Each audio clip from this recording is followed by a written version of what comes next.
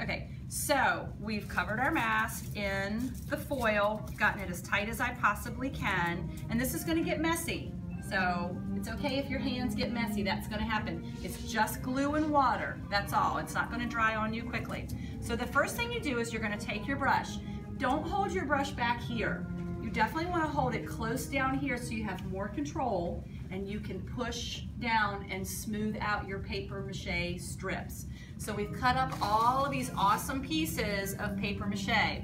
If you grab a piece and it's too long, just tear it in half, that's okay. Oop, whoops, that's okay. So to start, get some of the mixture on your brush. Do a little bit of that so it doesn't make a big trail of dripping. We want to try to conserve this glue water mixture. Put your brush right on here. Take your first piece, lay it on, and go right over top of it. So you can see how I'm pushing down. See how the brush flattens a little bit? You want to do that. Don't do this. That's not going to work. Okay? Get your hand down here and give it some pressure. Take your time. Longer, smooth strokes like this work better. Look, it's already on there nice and smooth. Okay? So then I just take another piece, and the beginning process does move sort of fast. You know, you can go like this. Make sure it's been completely covered with the mixture and there's not a dry spot. You can tell if there's a dry spot because it's newspaper. We know what it looks like when it's wet. So I've got that piece down pretty good, right? Does that look smooth? Mm-hmm. Looks like I got it. Should I move on to the next one? Yes, okay.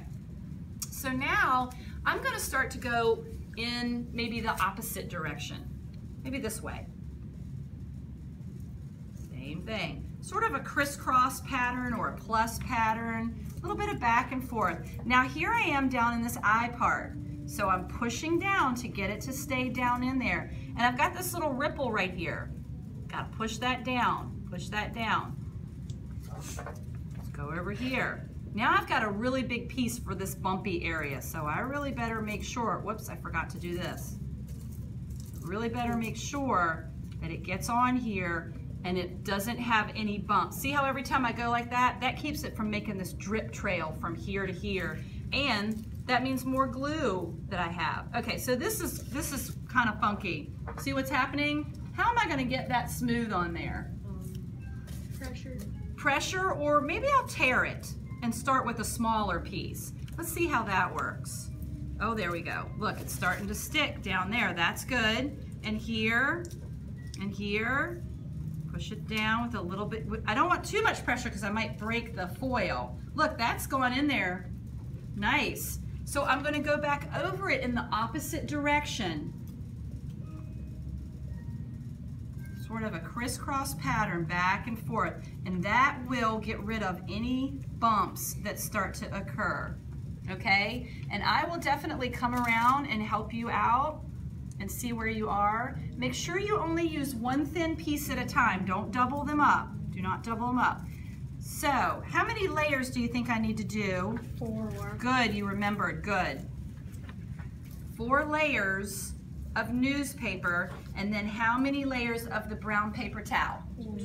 2.